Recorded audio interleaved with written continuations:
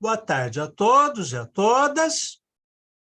Hoje vamos conversar sobre o livro Crisantempo, de Haroldo de Campos, publicado em 1998. Última coletânea do poeta, publicada em vida.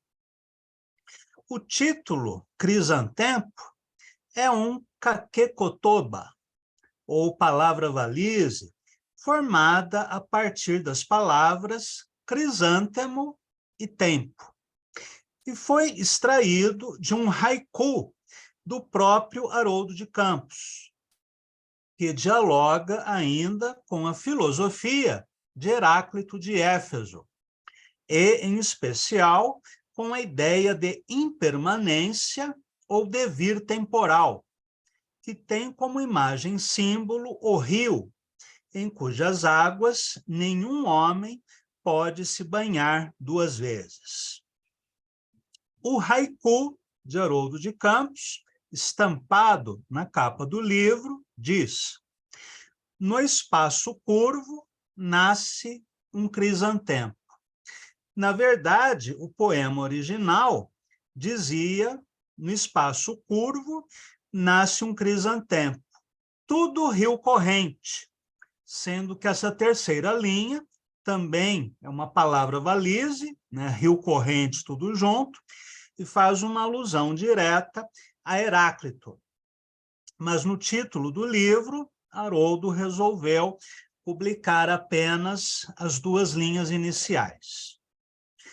Bem, o diálogo entre a filosofia grega e a poética oriental é uma das linhas de força desse volume, que é dividido em 21 cadernos temáticos, em que se destaca a inclusão de Finismondo, A Última Viagem, publicado anteriormente na forma de plaquete. Entre Vênus e Minerva, diálogo poético com a mitologia grega e com a metamorfose de Ovídio, e o Gen, caderno japonês, em que o autor apresenta poemas de temática oriental, construídos com extrema síntese e concisão formal, e harpa davídica, que se divide em duas partes.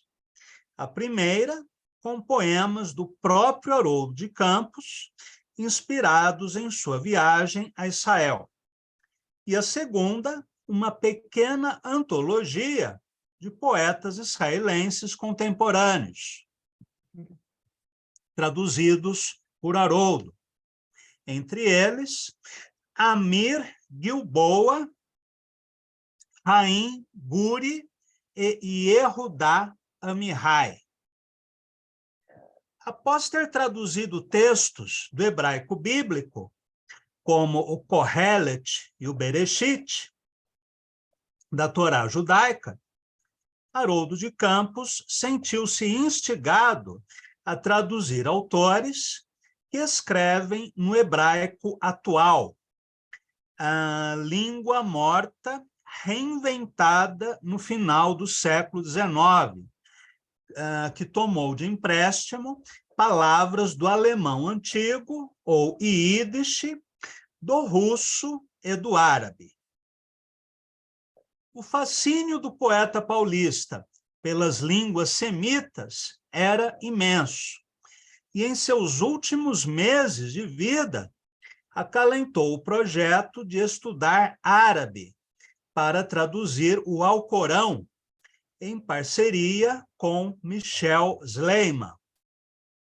Infelizmente, Haroldo faleceu antes de iniciar esse fascinante projeto.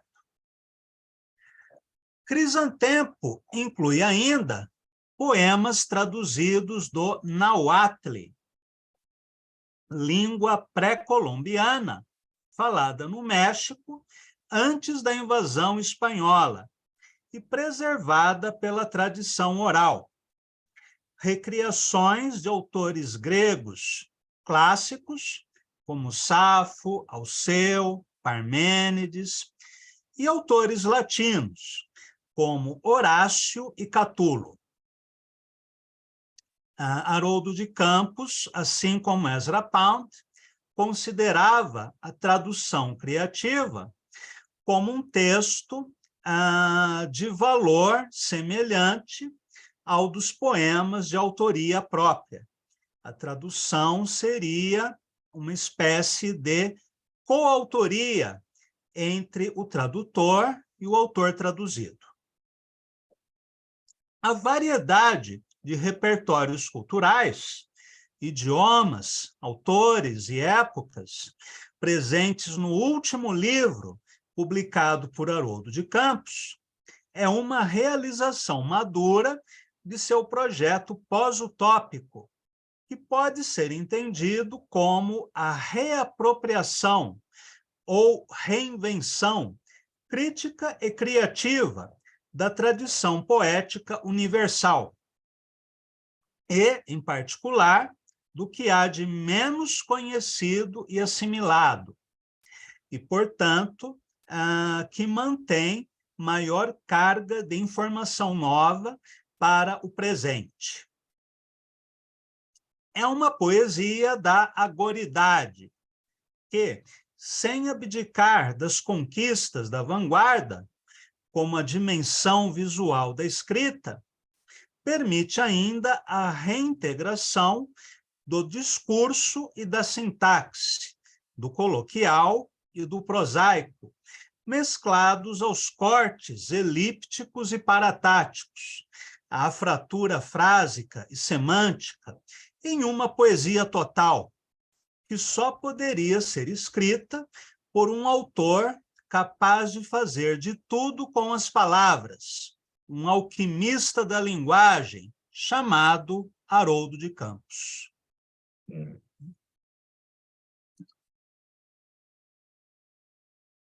Vamos ler e comentar agora alguns poemas do livro.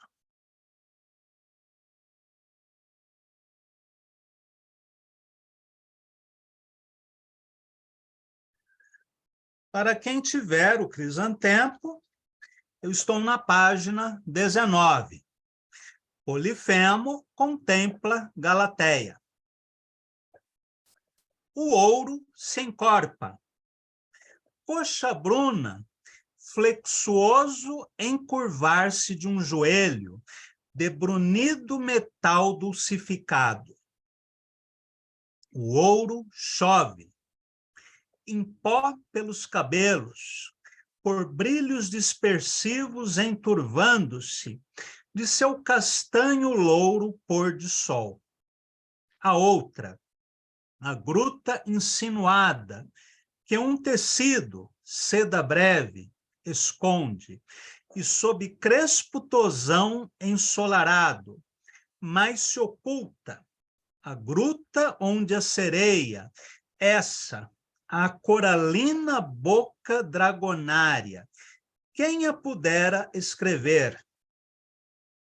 Cerrada em sua legenda áurea, intacta guarda-se, e defere o decifrá-la ao lanceloso desejo, que no inócuo papel, a pena agora, apenas extrema e silencia. Bem, Polifemo contempla Galateia é um poema que recupera um tema já trabalhado pelo poeta barroco espanhol Dom Luís de Góngora, em Fábula de Polifemo e Galateia. Este é um poema fortemente fanopaico, desde a espacialização das linhas na página até a sensualidade das imagens metonímicas da ninfa que cativou o gigante, e outros flashes que colaboram na criação de uma atmosfera sensorial que percorre todo o poema, que une a luxúria física à luxúria semântica. o próprio corpo verbal é colocado em primeiro plano, em linhas como o ouro se encorpa, brunido metal dulcificado, castanho louro pôr do sol, crespo tosão ensolarado, coralina boca dragonária, e outras linhas carregadas de vocábulos inusitados ou neológicos. O discurso mantém certa regularidade, recortada pelo uso de travessões e elipses, embora não haja aqui uma sequencialidade do tipo início, meio e fim. O poema não conta uma história, é antes um quadro barroco ou neobarroco que retrata a contemplação estática da beleza da ninfa pelo ciclope, que fracassa em seu intento de possuí-la. O barroquismo da linguagem está presente em muitas outras composições do livro, como Toura, na página 22.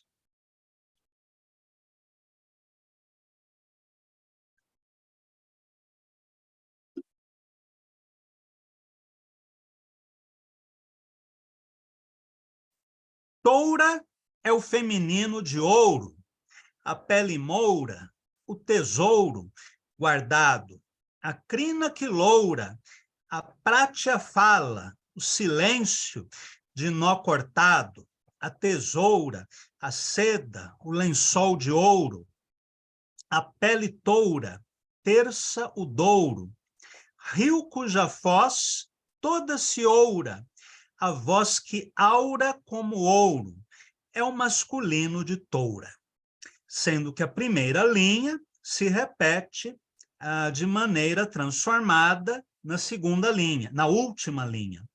O poema começa dizendo: Toura é o feminino de ouro, e termina com ouro é o masculino de toura. Este é um poema de 10 linhas, com métrica de 7 sílabas, a redondilha maior. Todo ele construído a partir de rimas dicionarizadas ou neológicas, em ouro e oura. Para além do jogo rítmico e lúdico e dos espaços em branco no interior das linhas, temos aqui, novamente, uma experiência sensorial e sensual, elaborada a partir da corporalidade substantiva das palavras. Em contraste com a explosão barroca, marca visível em quase toda a obra haroldiana, desde seu livro de estreia, em 1949, O Alto do Possesso, temos em Crisantempo também algumas peças minimalistas, quase fotográficas, com vocabulário simples e objetivo, à maneira de William Carlos Williams, como é o caso de Paisagem Mínima, que está na página 25.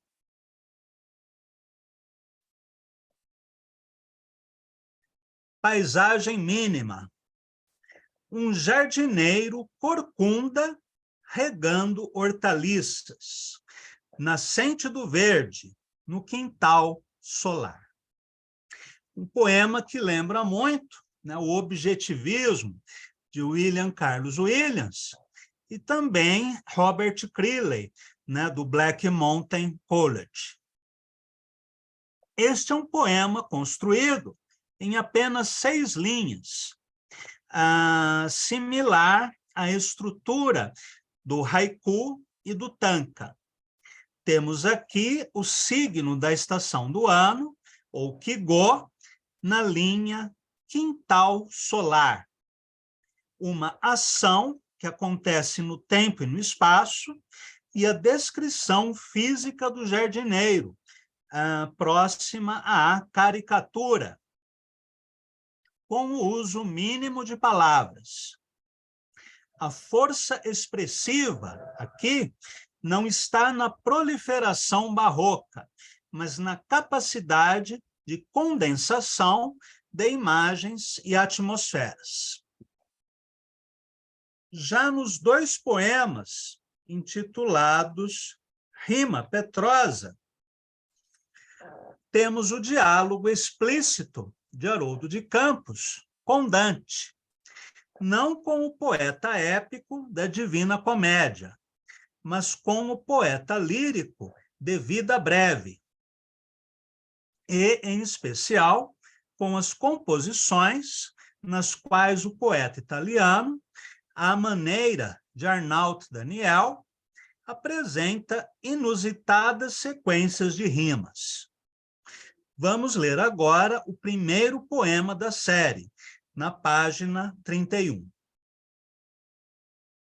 Uma bruteza límpida que em nada se detém, uma crueza lâmina que se apaga em ninguém, uma lindeza nítida que a si mesma sustém, uma ingênua fereza feita só de desdém, uma dura candura que nem loba, que nem, uma beleza absurda, sem porquê nem porém, um negar-se tão rente que soa um chamizém, uma causa perdida, um não vem que não tem.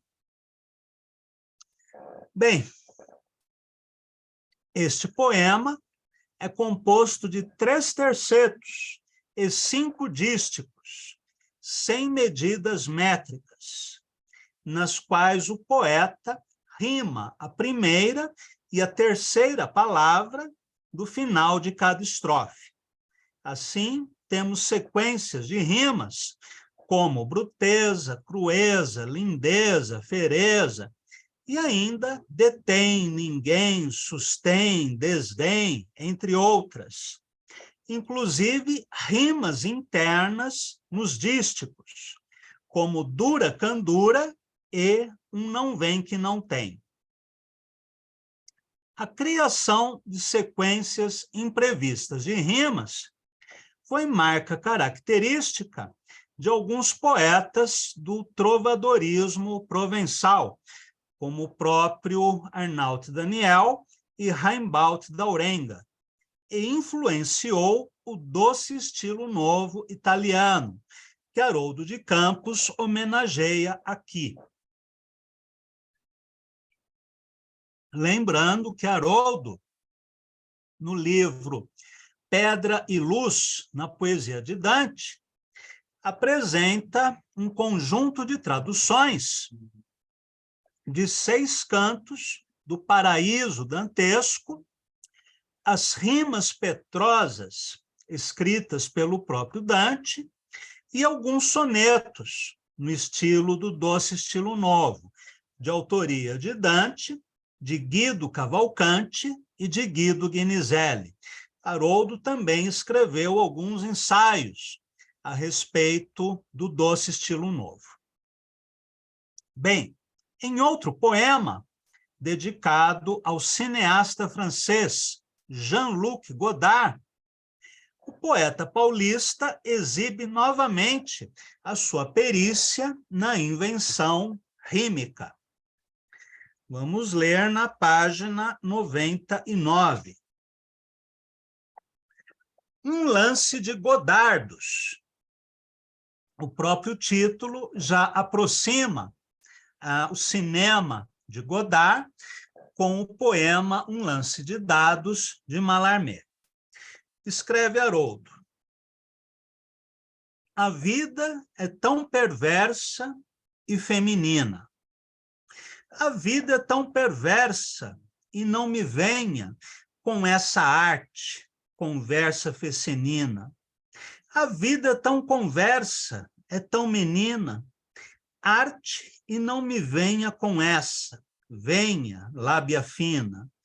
Ave, vida perversa e pequenina. Arte, vida, Maria, virgem, fina. Vida de descoberta, pinta e nina. Pequena vida perversa e feminina. Vida, vida nossa, vida minha. Tudo que em mim pensa está filmando. Aqui, Haroldo parodia o conhecido verso de Fernando Pessoa. O que em mim sente está pensando. Caetano em Pessoa.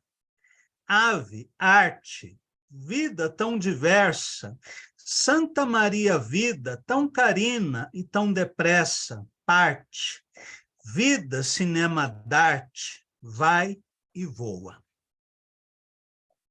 Este tom lírico, sensual, dançante, cede lugar ao timbre solene, elegíaco, do poema neobarroso, In Memoriam, dedicado ao poeta argentino Néstor Perlonger, ex-militante político peronista, homoafetivo, adepto da seita do Santo Daime, e que, portanto, participava dos rituais com a ayahuasca, amigo de Haroldo de Campos, e o primeiro autor a divulgar o neobarroco entre nós. Néstor Perlonger faleceu ainda jovem, vítima da AIDS. Vamos ler agora esta elegia, que faz alusão também aos mortos pela ditadura militar, no período do general Videla, e as mães da Praça de Maio. Página 111.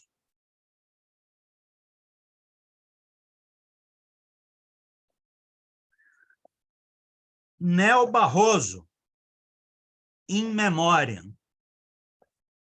Ai, cadáveres, canta Néstor Perlonger, e está morrendo, e canta, ai, seu canto de pérolas berruecas, alambres, boquitas repintadas, restos de unhas, lúnulas, canta, ostras desventradas, um olor de magnólias, e esta espira amarelo, marihuana, novelando pensões baratas e transas de michê, está morrendo e canta, ai, madres de maio, heroínas carpideiras vazadas em prata negra, lutuoso argento rio platense, plangem, cadáveres, e está morrendo e canta, Néstor, agora em gozoso portunhol, neste bar paulistano, que desafoga a noite, lombo de fera, úmido, espessa de um calor serôdio, e onde o Sacro Daime é uma, já então, unção quase extrema. Canta seu ramerrão amaríssimo portenho. Ai, e está morrendo, cadáveres. O poema é escrito em portunhol, esse idioma híbrido que Wilson Bueno desenvolveu na novela Mar Paraguayo, e nele encontramos a plena proliferação semântica e imagética que Severo Sarduy, no livro Escrito sobre um Corpo, considera uma das características essenciais do neobarroco. Em palavras valise, frases e citações intermináveis, como pérolas berruecas, alambres, boquitas, repintadas, restos de unhas, lúnulas.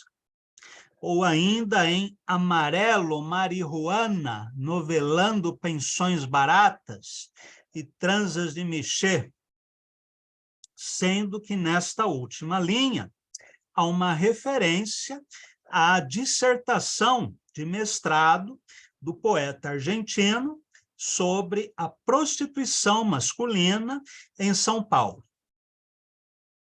O poema faz uso do enjambemã. Ele é quase um único verso, desdobrado em 25 linhas, sem pontuação, apenas com as pausas sinalizadas por aspas e travessões e reticências. Deixa eu só acrescentar algo aqui no texto.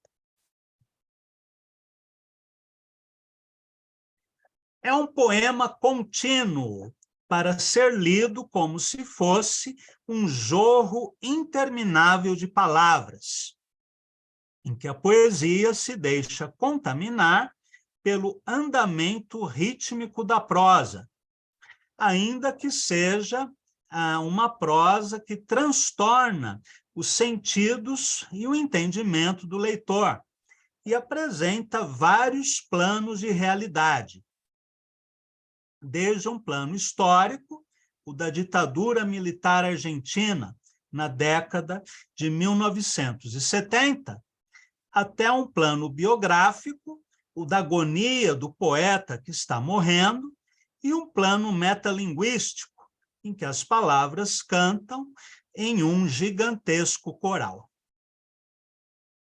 Para finalizarmos a aula de hoje, vamos ler a tradução que Haroldo de Campos fez do poema À Espera dos Bárbaros, de Cavafis, e incluído em Crisantempo, um poema escrito há décadas pelo poeta grego, mas que mantém a sua plena atualidade no Brasil de nossos tempos. Eu estou na página 179. Vamos ler A Espera dos Bárbaros. Constantino Cavafis.